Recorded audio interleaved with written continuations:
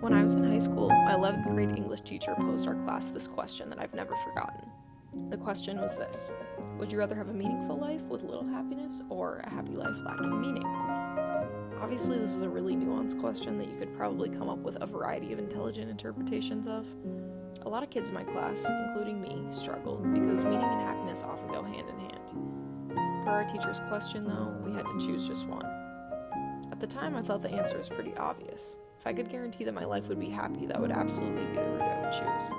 I was ready to board the hedonism train alongside all my fellow classmates. So, you can imagine I was pretty shocked when almost everyone said they'd rather have a meaningful life than a happy one. When people spoke about having meaningful lives, they often referenced great artists like Van Gogh or Sylvia Plath, who experienced immense struggle, produced very influential works, and eventually died by their own hand. Although we were just high schoolers, this conversation brought a very interesting point to light for me. The kids in my class were defining meaning by the amount of influence a person and their legacy has over others, and they seemed to value that over their own happiness. After listening to all these answers, I understood pretty quickly that most of them had never experienced major depression. Although I'd been able to find meaning in the depression I'd had since I was a kid, it hadn't eased my suffering or made life any more livable for me. I wanted to be happy, but even with the meaning I'd found, life had really, really sucked.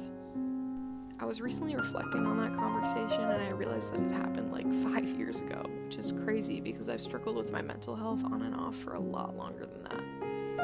Yes, I chose happiness that day in English class, but I haven't been choosing it for myself in the real world. In fact, I've completely adopted my classmates' perspective, and in doing so, I've defied my own logic.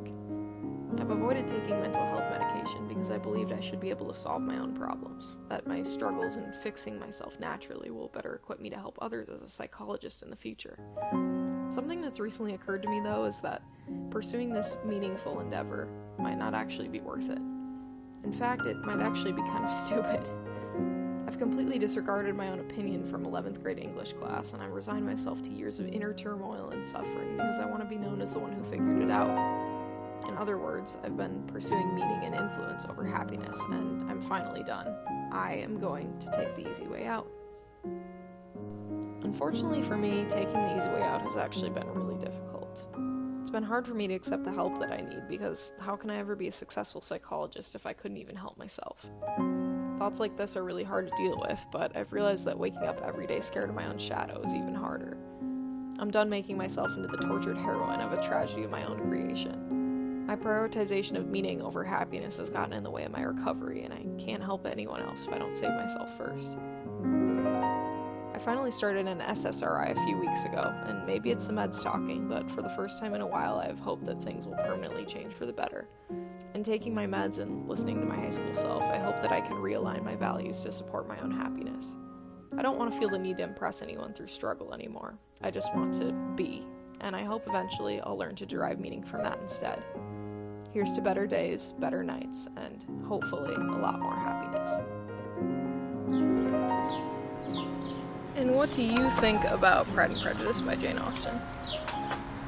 Do you feel as though you struggle more with pride or prejudice? I don't think that you should be saying things like that about women. I don't think that's appropriate.